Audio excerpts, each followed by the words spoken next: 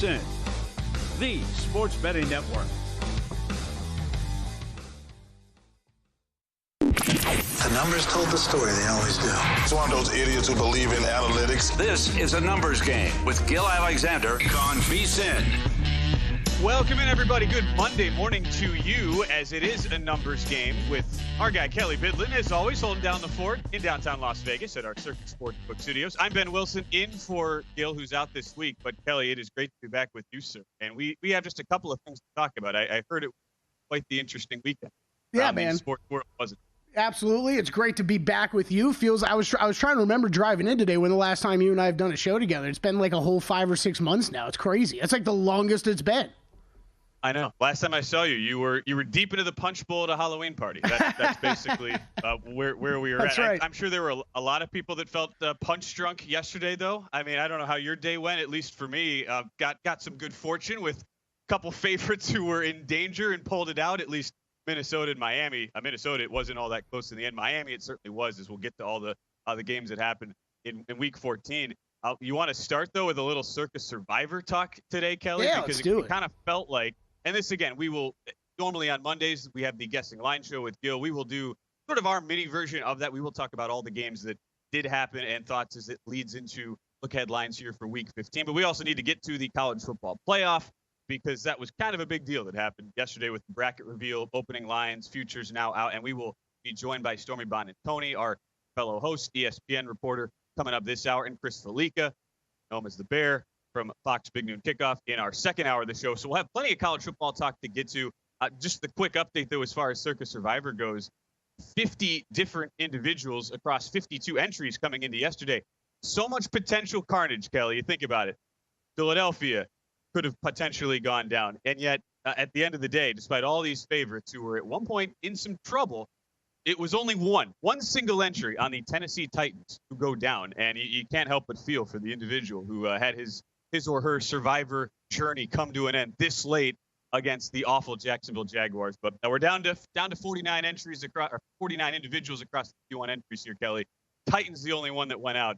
And there was a point yesterday where you're like, Eagles, Dolphins, Saints, even the Bucs were not out of the water. 4-point game in the fourth quarter. Mm-hmm. Steelers were in a tight game early, and at the end of the day, only one goes out, and your intrinsic value nearing 275,000. Yeah, not too many of those yesterday. Just easy skate to victory wins for those teams. Like you said, I mean, if you were on the Eagles, you were sweating big time late into that game. And the Titans, salute to whoever had the Titans. It ended up being one of my circa million selections too, Ben. But that was the grossest game on the board. You knew it ahead of time. It looked like it was going to be the grossest game all day. It pretty much was, and you lost. Sorry, that was you get this far in Survivor, sometimes you got to get involved in these games that you had no interest in getting involved in just a couple months back. You know what I thought was fascinating more than anything? We will never criticize, especially at this stage of the year, right? You've done better than 99.5% of the entrants, so you can do whatever you want. But I thought it was interesting, of the two entries that had two left, we had two of those people. One of them split it up. One Pittsburgh, one Tampa. Both of those get through. The other went both entries on Miami, and you went from, there was a stretch, Kelly. I had Miami at money line parlay, laid the 5.5, had them in the contest. I thought all my bets were dead late third quarter, and that was a interesting strategy simply because you were in such a plus EV position. You obviously had in that entry felt like I did, and I'm sure a lot of bettors did. Like that was there was a lot of conviction behind Miami at least winning the game outright. But man, you could have gone from one of the two people with just an awesome path and an awesome position to be in with 5 weeks left to all of a sudden completely out of the competition, and yet you're sucked back in from the depths of potentially being out. Miami somehow comes back to win. That to me was a huge swing as part of Survivor, since those two with two entries are still alive now. Yeah, absolutely. Yeah. Like you said, that was big. And yeah, Dolphins, I was right there with you, man. Moneyline parlays, contest. I laid 6.5 early in the week, so that was a loser.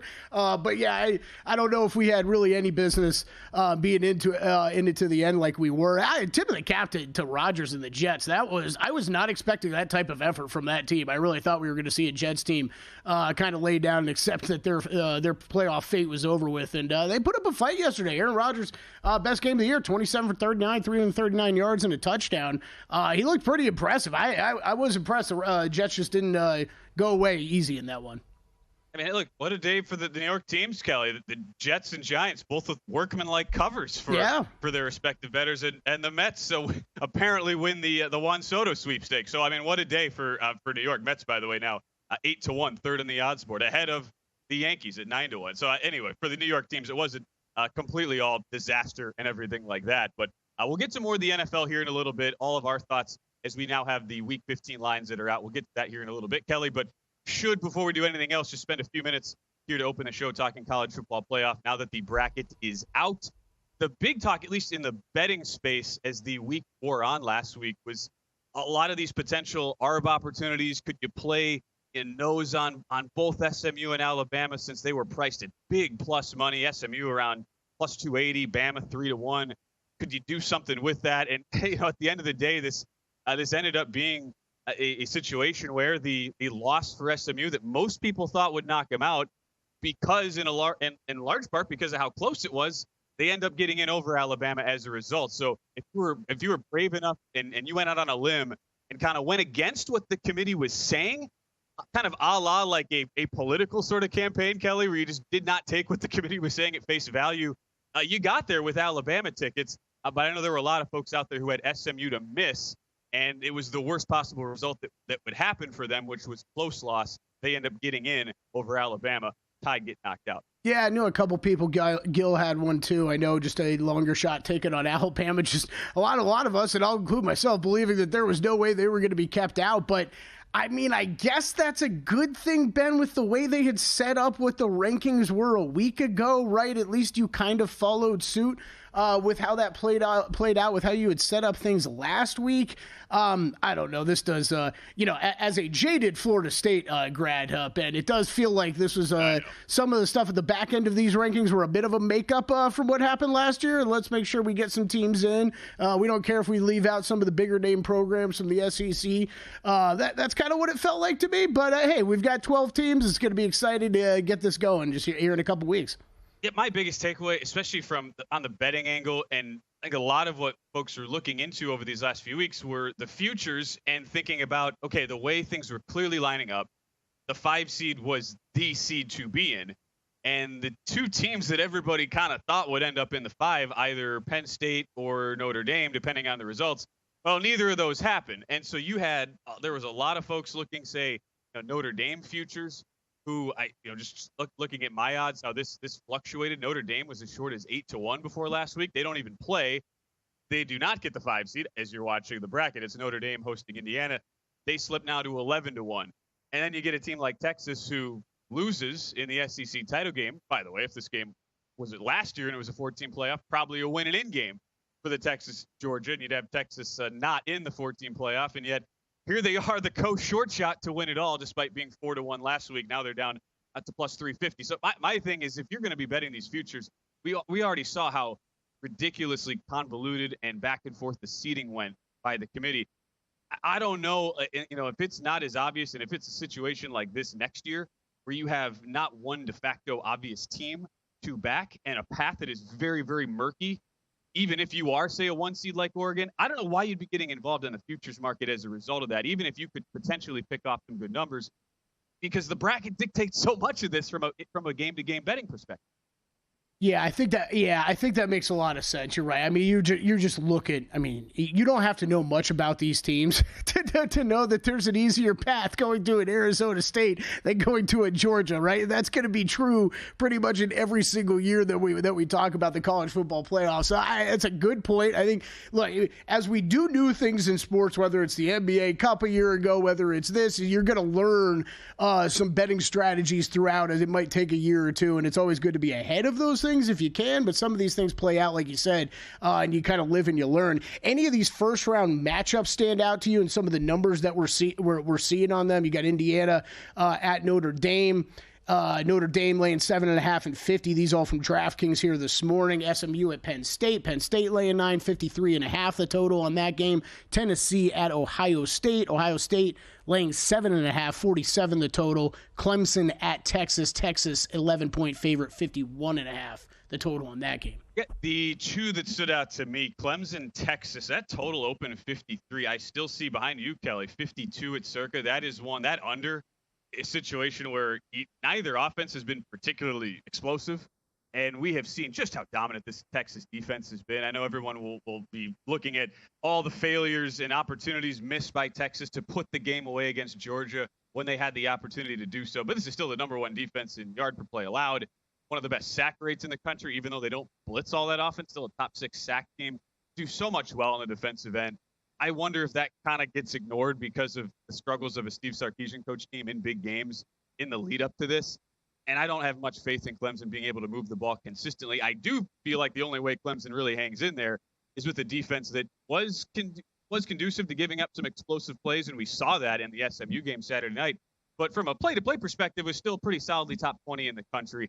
52, that's a big number. I went first half under angle in the Georgia-Texas game, Kelly. I would not be opposed to doing that either.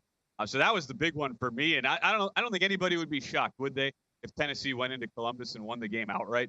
I just worry that might be, of these four, that would probably be your candidate for like square dog that just a lot of people talk themselves into because of what we saw last with Ohio State. That's the only thing worrying me on that one, right? Well, Kelly and the Square Bears will agree with that because that was the first one that jumped out to me, Ben. I was like, 7.5? That feels pretty hefty with Ohio State. So, I might be looking at that side too. No bets for me early. Just did you bet that under Clemson, Texas? I'm waiting here, but I with the 52s out there today, that will be a bet for me, yes. Clemson, Texas, under 52. Go ahead and lock it.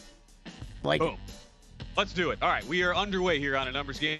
Again, more to come in the college football playoff a little bit later with Stormy Buonantony and Chris Felica. When we return, we'll start our dive into the Week 15 lines and look back at all the carnage that happened last week here on a numbers game. Here are 3 reasons ZYN is America's #1 nicotine pouch. We use food-grade ingredients. We have a wide selection of varieties, and they all come in 2 strengths. Find ZYN at a store near you. Warning, this product contains nicotine. Nicotine is an addictive chemical. Time. There's nothing more valuable. It's what drives everyone to make the most of every moment. We celebrate living large in the now. In a city where time disappears, we create experiences that electrify the soul and memories that will last forever. We go big, we go all night, and here, everyone is invited. So get loose and get loud. This is Circa. You'll have the time of your life. Coming up Monday on Follow the Money, we'll recap a great weekend in football, and we'll know the playoff games in college football. Nick Bogdanovich to give you the opening numbers. Follow the Money weekdays, 4 to 7 Eastern on VSiN, the Sports Betting Network.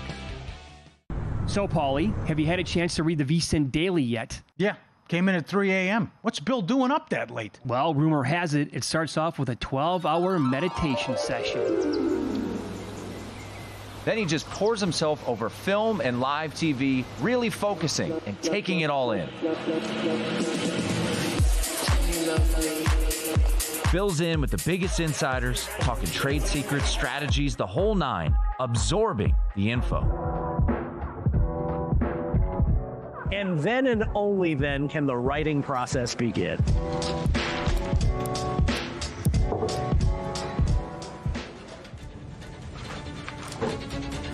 In Las Vegas, Bill's late night becomes your early morning. Wake up to the very latest betting insights in your inbox with the VSiN Daily.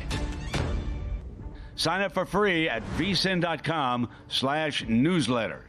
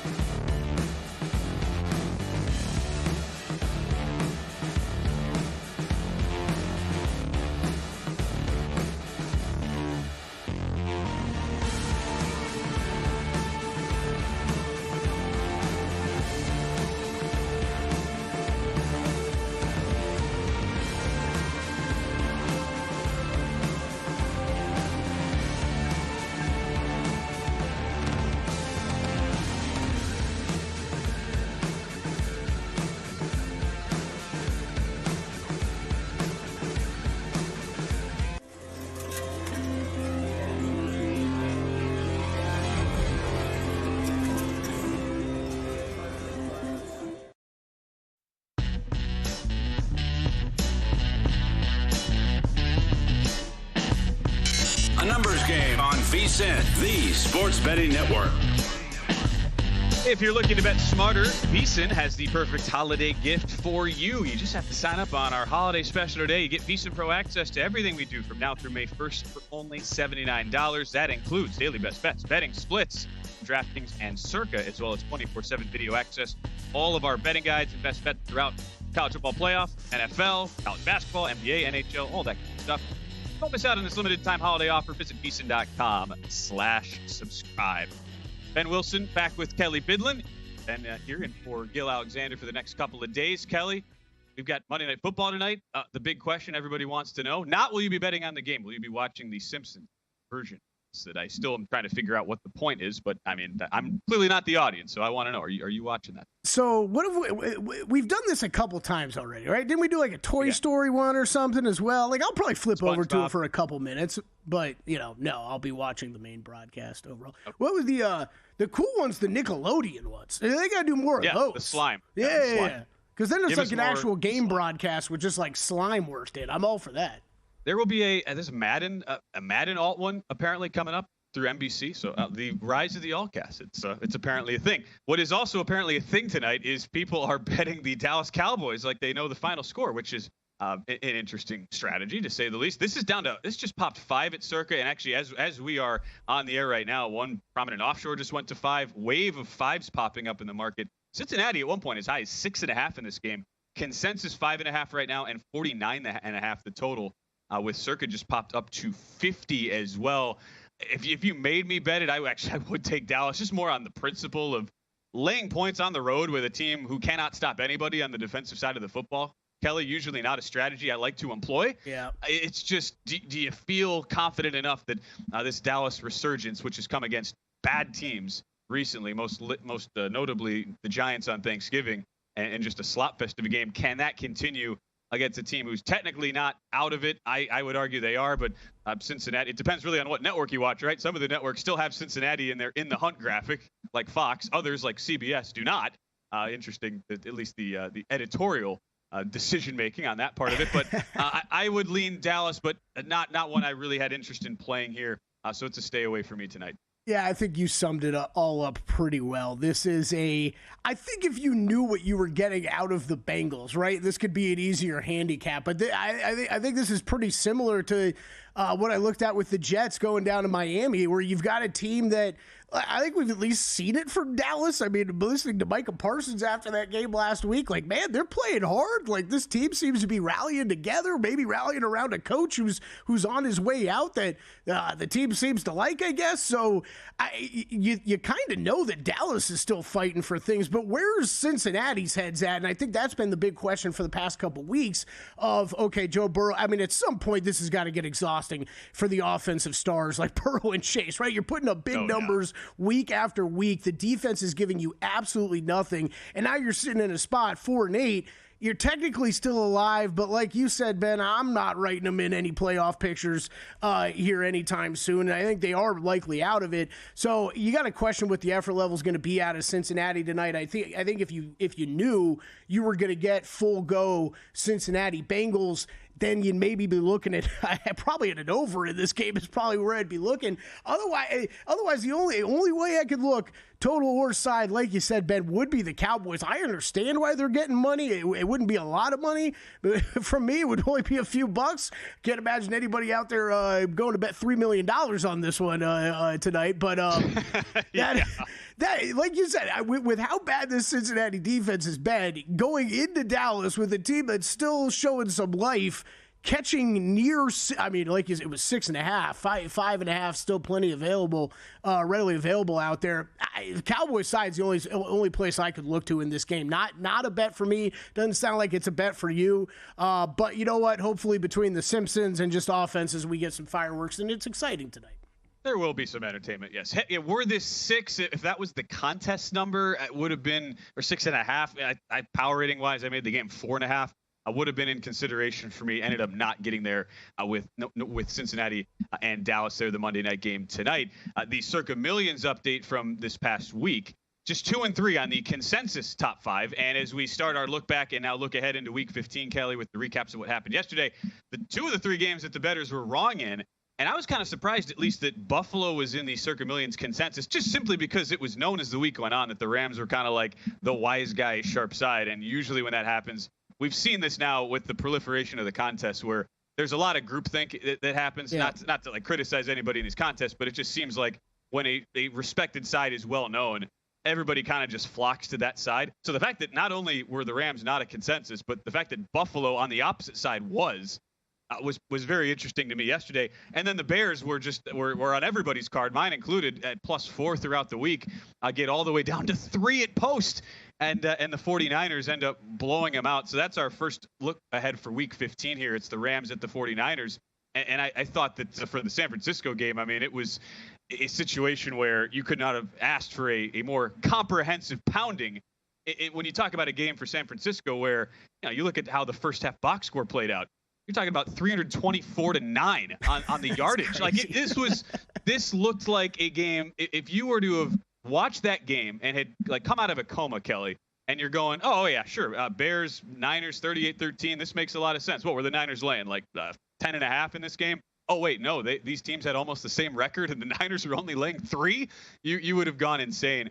I was wrong on this, but maybe it was that classic spot of getting the absolute floor of San Francisco's value because they just ran and passed wild. They did whatever they wanted against Chicago yesterday. Purdy, 20 of 25, Brock Purdy at quarterback for 325 and 2 touchdowns. Briefly got banged up in the second half, but did come back. And more than anything going forward, the fact that Talanoa Hufanga returned in that defense, Kelly, that probably went underreported more than anything. He's off IR. Last year, they were so good with Hufanga in. When he left, it was a bottom 10 defense by EPA per play the last 6 weeks of the regular season. That does change the calculus a little bit for San Francisco, who's still just barely hanging on for life in that NFC Western playoff race. So that will be an interesting factor to go into now against a Rams team that could not have looked any better. The offense had 5 touchdowns and a field goal on their 7 full drives. And whenever they needed a big play, seemingly got it, most often from Puka Nacua, who goes off for 12 catches, 162 yards and a touchdown in that 44-42 win over Buffalo. So a game where I would have thought this would be less than 3. Kelly, they made the number 2.5, LA at San Francisco Thursday night. But it appears to be shorter than that, as a whole lot of folks excited about what they saw out of the Rams yesterday. Yeah, and no surprise there. You're right. This is kind of an interesting game for us to start with because this is the those were the 2 super sharp sides of the week, right? Was the Bears and the Rams, and I think it's a good example for people at home that if you don't follow this stuff as closely as me and Ben are on a weekly basis, like, hey, do the sharp guys always win? No. Sometimes they lose and lose badly, and that was the Chicago side. Meanwhile, the Rams, like you said, looked great yesterday. I know a lot of people were all over that one. In San Francisco, man, this NFC West is exciting, Ben. Like I'm getting kind of giddy about it. It's been building for like the past couple of weeks, trying to figure out how good all 4 of these teams are. I think that's what it's been the past few weeks. Gil and I have discussed it a bunch on this show. I think they're all 4 pretty good, but none of them are great and none of them are awful, and it makes a really exciting division race pretty fun heading into the end here. You're right, San Francisco completely not out of it. I think the Rams putting on that display yesterday, impressive, while maybe not completely shocking.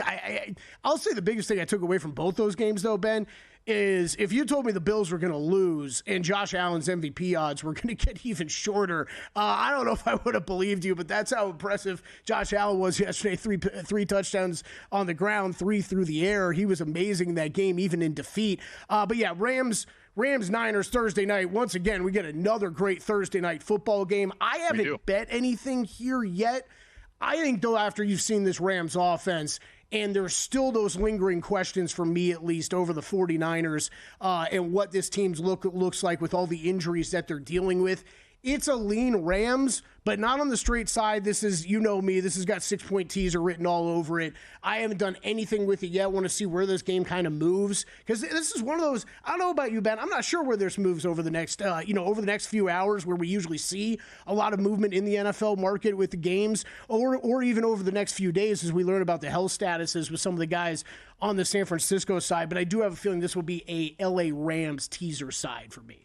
I see a couple books now down to 1.5. So 1.5, 2 for the Thursday night game. Well, we'll talk more on the Buffalo side, because the coaching malpractice at the end from Sean McDermott in Buffalo, we do need to talk about when we get to that marquee game, Buffalo and Detroit. Yeah, it's sort of like, on the one hand, you have a Rams team. Was that just a bad situational spot? It certainly felt like it was for Buffalo. Did the Rams just take advantage of a Bills team that the defense at least completely no-showed? But on the flip side, was this a San Francisco performance completely propped up by just a dead Bears team that did not get the bounce we all thought they would from an interim head coach? Those are the two factors at play. No play for me, but it is a huge NFC West battle. Seahawks now minus 110, Rams plus 160 to win the NFC West. Cardinals dipped to 7-1. Niners not technically dead yet, 18-1 after they get a little bit of life yesterday with that 38-13 blowout win over the Bears. We'll continue our looks into the opening lines for Week 15. Take a look back at all the craziness that happened yesterday. There's one game from MetLife that we'll talk about in a little bit that was awfully wild. We'll do that next here on A Numbers Game.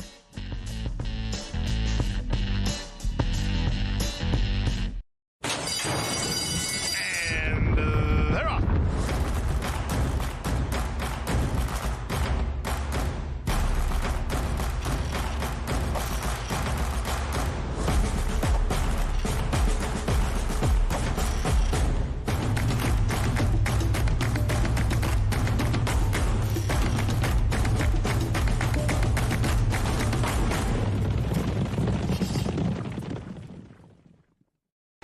Sports betting game with VSiN's exclusive betting splits. Stay ahead with real-time market trends and track bet percentages on any matchup, then uncover the edge by comparing them to the amount of bets placed to find out where the sharp money is headed. Upgrade to VSiN Pro to access betting splits, live odds, line moves, power ratings, and in-depth game analysis. Go to vsin.com/pro to join VSiN, the sports betting network.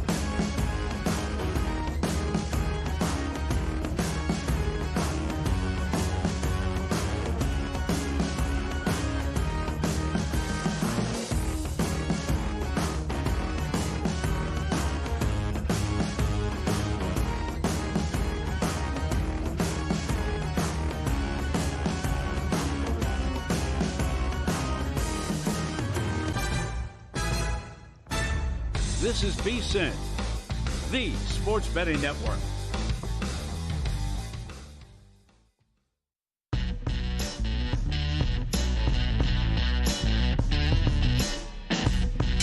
A numbers game on VSiN, the sports betting network.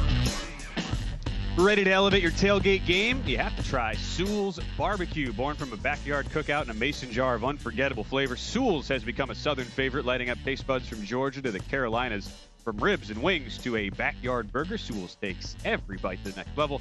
You can order online at SewellsBBQSauce.com, SEWELLS, BBQSauce.com.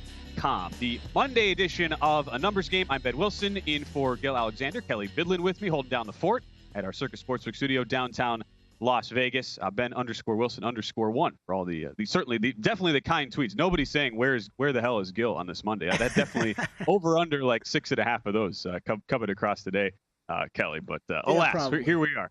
Ben, we're always happy to have you fill in, though. I wish you were here in studio. I was just telling you on break, though. It's kind of nice to have this whole thing to myself. Like there's so much room for activities in here now. You know what I mean? Like, there's so much to do in here. But yeah, Gil out this week. He'll be back on Monday for normal guessing lines next week. Is Rob Moreno preventing you from stacking bunk beds on the set there, Kelly? I'm sure Rob Moreno would be happy to help. Yeah, I'm sure he would be happy to help. Yeah. All right. Okay. You of all people would definitely have a Randy Jackson signed sword of some sort. That if anybody I know, I'd power rate you, Kelly, number one. Thanks, man. Something signed by Randy Jackson. Alas, we continue with our look aheads into the Week 15 opening lines. Next up, Kansas City and Cleveland. Now, a couple of crazy games from yesterday, man. I assume most of you, if you're up late last night watching the Chiefs and the Chargers, if you went to bed early, because there was a stretch, Kelly, where it felt like that game was just a snooze fest. Chiefs were laying 4 against the Chargers. Chargers was one of the 2 Circa Millions consensus plays that did get there. And even though a wave of late Chief money came in, pushing that game up to 5 points at close, but it's 13-0 Kansas City, really in control. Justin Herbert took a shot. You're thinking, wait, this is going to be Chiefs up 13 with the Taylor Heineke experience about to start. But Herbert comes back. I thought one of the guttier performances we've seen of a quarterback in a single game this year, and for all the flack that Herbert at times gets about what his performance has been in the past in big games. Well, he was able to really resuscitate the Chargers back from the dead here as they come back, even take the lead late 17-16, but it was not meant to be, and especially not meant to be when this Chiefs season, where it seems like every good break that has possibly been in the ether has gone their way. It continues as Matthew Wright, 31-yard chip shot, nearly shanks it, but hits the inside of the goalpost, and it doinks in, Kelly, for a 19-17 win. Chiefs secure yet another AFC West title, and now take on this Cleveland team that, as we'll talk about in a second here, it was just a comedy of errors yesterday in a game where I felt like they were certainly the right side for 2.5 quarters, but when you continue to miss kicks, when you continue to throw interceptions and fumble punts, eventually good teams make you pay for it, and that was the case as Pittsburgh pulls away. Despite being dead even in the yard per play battle, 4.3 to 4.3, Steelers get a 27-14 win and cover yesterday against the Browns. Yeah, start real quick with that one. Like it was maybe a little closer than the final score shows between Pittsburgh and Cleveland, but this is going to translate over to when we talk about Browns Chiefs too. But it's the Jameis Winston experience. Get ready for it. I mean, sometimes it goes well, sometimes it goes bad, and sometimes it just looks like he's carrying a mediocre football team. And that's what it looked like yesterday. This Browns defense continues to be a bit of a disappointment here, not giving him much help either on that side of the ball. And then last night, man, I don't know about you, Ben. First reaction I had for that game-winning field goal, I'm going to work my way backward. First reaction I had to that game-winning field goal was, man, I thought to myself, is that one of the worst made kicks I've ever seen? Because they showed the replay, and it was like, if we're talking 1 yard further back, I mean, if we're talking 5 yards further back, that thing is sailing like 7 yards left of the upright. And the more I watch it, I'm like, man, this is one of the worst kicks I've ever seen that got in. Just hit the upright perfectly, bank it in. It wasn't even all that close either. When you saw the replay from the back end, like, yeah, it banked in. It was pretty obvious. It's not like it was all that close to coming out or anything like that. But there was that. I really wasn't planning on talking about Justin Herbert or saying anything mean about him today because I thought he played a great game also, Ben. But it's fine. Everybody always wants to stand up for Justin Herbert, and you lost another football game. Just throwing it out there. It's another L for Justin Herbert, as much as we want to say how awesome he is. But man, this Chiefs thing, we've been talking about it seemingly for the past 3-4 weeks, me and Gil. Ben, I'll get your thoughts. Chiefs, is this a sign of a master quarterback, a master coach, and a great team to be able to win these games this close so consistently, or is this bound to end horribly for them at some point? Well, if you continue to back your own numbers and what you think ought to happen, and just ignore the teams on the field, if you take the true what some people will tell you, I only bet numbers, not teams, then I would definitely say it is certainly a sign of things to come, and this cannot possibly continue. But we have been proven wrong so many times, and it is obvious that the Chiefs now are really in the same mold as what the Brady-esque Patriots were at the height of their dynasty, which was a team that might not have been all that impressive in the numbers, at least relative to the perception of how good they were.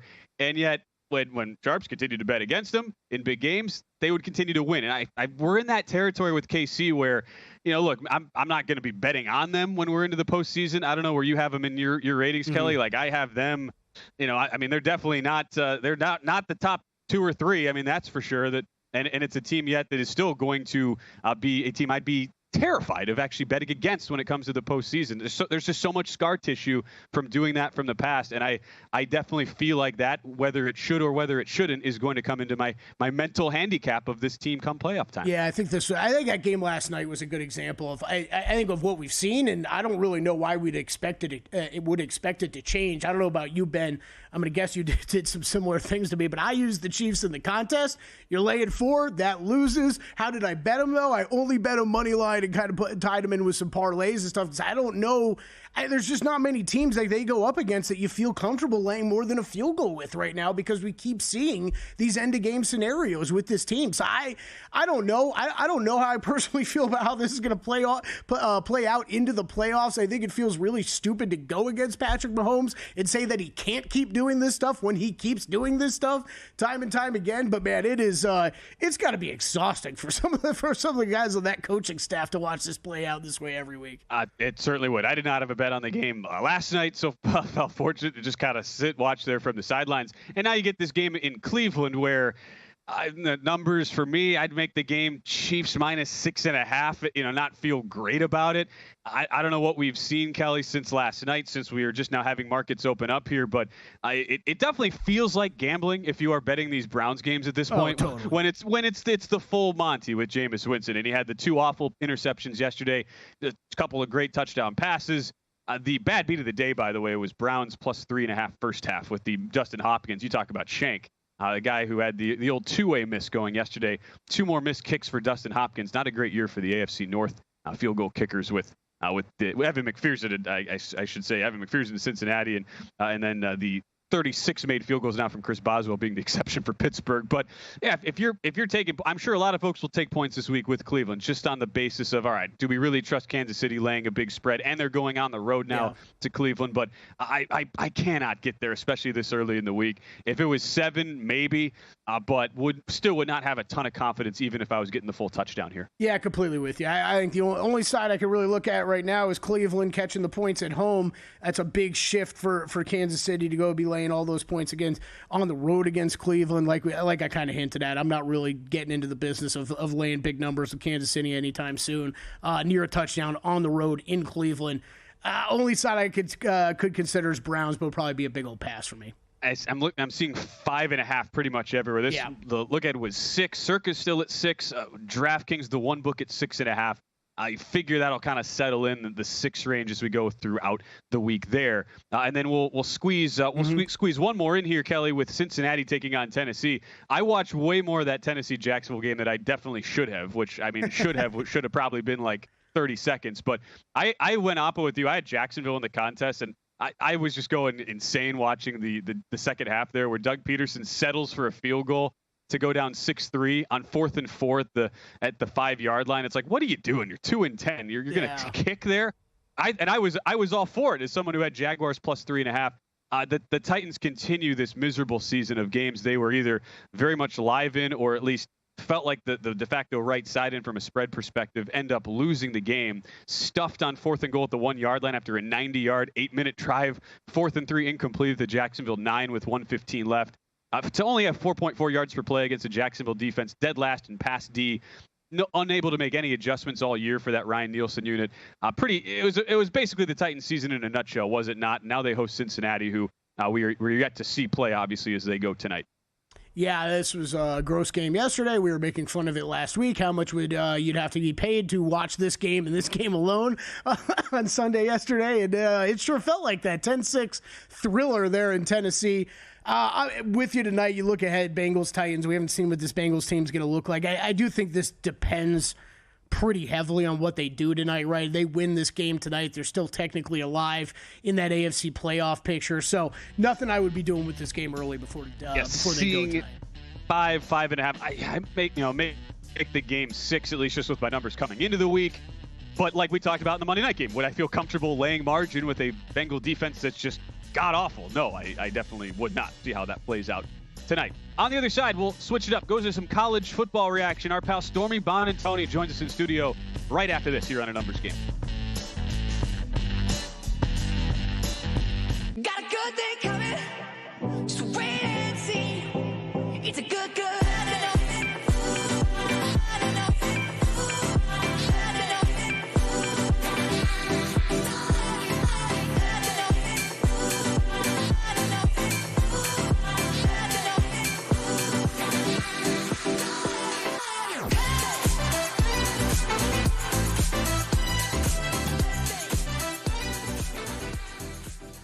You spoke, we listened. Introducing the all-new VSiN Watch app.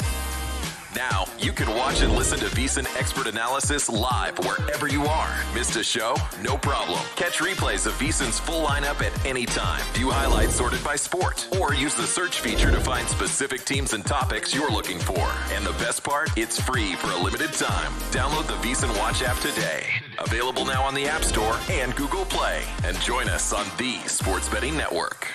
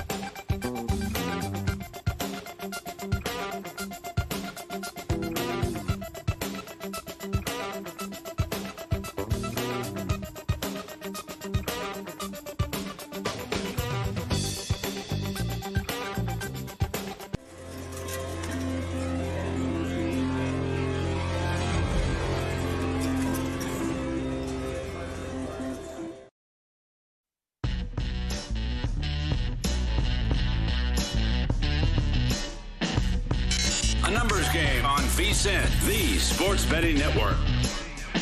This segment of A Numbers Game is brought to you by ZYN nicotine pouches. There's only one number one draft pick. There's only one champion at the end of the season. And there's only one nicotine pouch brand in America that outsells the rest, and that is ZYN. ZYN is a smoke-free, spit-free, hassle-free nicotine pouch that can be enjoyed anywhere, anytime. Find your ZYN at ZYN.com. That's ZYN.com. Warning, this product contains nicotine. Nicotine is an addictive chemical. Those are the dulcet tones of Ryan Hunter welcoming us back here on A Numbers Game. And look who's here in studio off of just a wild, zany Sunday with the college football playoff being set. It's Stormy Buonantony who's hanging out with forcing Kelly to move his double bunk bed setup over there, a la the Step Brothers. I had so much room. So much room for activities. Well, not anymore. Not anymore. Stormy is here. Host of Money Moves coming up right after us, and the Pro Football Tailgate Show, ESPN sideline reporter. Stormy, how was the Sunday for you? The first time with this college football, the 12-team playoff. Like, what was that experience like with all the weirdness and chaos surrounding it as you were on the air as it played out? Yeah, it was super fun to be on the air for it. I feel like typically we're in preview show mode, so we don't get a lot of live action. I always geek out when we have like the London games and we have live reacting to stuff. But obviously I'm such a college football person with what I do at ESPN. And it was super fun to see the unveiling as it came through. Everybody sweating whether or not it's going to be SMU or Alabama in that moment. And I think that the committee did the right thing big picture for that decision and setting the right precedent that conference championships should not impact you negatively when if you hadn't played this game, you would have solidly been in the field. So I like what they did with SMU. I think that Alabama fans need to relax a little bit, and all of the talk about from this university side about how this is disincentivizing them to schedule hard non-conference teams, yada, yada, yada. But you didn't schedule hard non-conference teams, and you lost to 2 6-6 teams in your own conference. So what are we talking about? I want to ask you guys, I agree, and I think that that's something that's been an issue with Alabama and some of the SEC teams for far too long. We'll see if they start doing some different scheduling. I want to ask both of you guys, though, this. You hit on something there, Stormy, which I'm very interested in. Is this more about setting a precedent for years to come, and do we think they're actually going to stick to that, or throw out all the rules that we think we know 3 years from now, and this was more important to get right in year one? Well, I think that regardless, we're going to have a lot of change that comes just beginning next year with what this looks like, because already you have so many people that are upset for different reasons, where it's the conference champions getting the automatic buys to start things off. And why do you have a team in Boise State and Arizona State that are getting first round buys instead of the best teams that are in the field? And no shade to Boise State and ASU, no shade to SMU getting into this thing, right? And I am somebody who is such a proponent for the little guy. SEC, Big Ten, you guys have had this for years. Let us have our moment, okay? But I do think as far as year one goes, yes, this was really important. And you know that the selection committee in general, they want to make money. They want to keep having these conference championship games. They don't want anybody thinking about opting out or forfeiting those games because they think it's going to negatively impact them. So at least for now, it's very important. Ben, I don't know. What do you think? Yeah, no, I definitely felt like as far as precedent, it's always going to be goalposts seem to move because that's how it always is. Sure. And it's not like they were going to sit there and go, oh, this is how the seeding is going to be. And more than anything, if you talk about precedent, I mean, the disaster would have been, like, let's say SMU, they don't make a comeback, they get blown out. I mean, it would have been way worse. Like if Alabama gets in, this 9-3 team that gets blown out at a bad Oklahoma team and still makes the playoff anyway. And then you have the committee sitting there and going, well, yeah, I mean, SMU, technically, because the argument before was like, well, let's maybe just say we all got COVID and not even play this game and just forfeit because that would be better than potentially having to play. The can of worms that would have opened up would have been so negative and so detracting to the whole final stretch, the conference championship week, the whole into the playoff experience. Would have been really hard for them to kind of wrangle their way through that. I would think, guys, from the first from the public perception perspective, but they didn't do that, and they were fortunate, I would say, Stormy, because SMU makes this comeback and makes it close. But it's really just the seeding you have to get right. You can't just allow this team like a Texas, right, to luck box their way in, kind of back their way into the 5 seed. And as you've talked about already, as we've seen with the odds, you go from 4-1 and now your odds shorten. Your co-favorites plus 350 with a loss, and you get fortunate in sliding to the 5 seed. They clearly didn't want to or plan for that to happen, but now you're going to sit there as double-digit favorites your first 2 games, most likely. Yeah, it's funny. And just one last thing on the SMU of it all is how much, as an Alabama fan, were you just hoping, like, SMU, just do your job, right? Just finish this thing. Yes. And then the whirlwind of emotions that you're probably having during that ACC championship game, you're like, okay, well, Clemson's going to blow them out now, so just make this a huge margin of victory, so it's no question SMU doesn't deserve to be in the field. Then they claw all the way back. You're like, okay, now just please win then. Just like come all the way back and finish the job. So just a crazy whirlwind of emotions there. But as far as the bracket lays out in general, there are a couple spots here that I think are really interesting, most notably that your top seed in Oregon actually has a pretty tough road compared to the team that lost to them in Penn State. 100%. And looking at some of these odds now, the Texas the Texas spread, it's just funny. You look now at Texas laying 11 against Clemson. Clemson was 0-3 against top S&P plus top 20 teams, and most of 2 of the 3 games were complete blowouts. So you understand power rating wise why Texas is so high. I wonder, Stormy, on the SMU front, where they were the team most heavily talked about in the lead up, especially the past week here with the 12-team playoff being set. They go to Penn State, who have just been horrendous in these big game scenarios under James Franklin. Happens again in the Big Ten title game over Oregon. Could not get a stop for a team that prides itself on defense. Market has gone up here on the Nittany lines. It's out to 8.5, opened 8 in most places, and now we're seeing even DK up to 9 here. I can't help but wonder if SMU is the team that a lot of folks come in on and just sort of auto fade simply because the resume was so much weaker as far as these Power 4 teams compared to the rest of the teams in the field here. How do you feel about how they are actually going to look as that team that could have been the most disrespected team and left out, but maybe the market just continues to disrespect them even though they actually got in the end of the day? I mean, keep letting it grow, and then I'll come in on the other side maybe here with SMU, because I don't necessarily think that they're this easy out that everyone is assuming them to be, and that Penn State is this massive step up in class like maybe some of these other teams would be.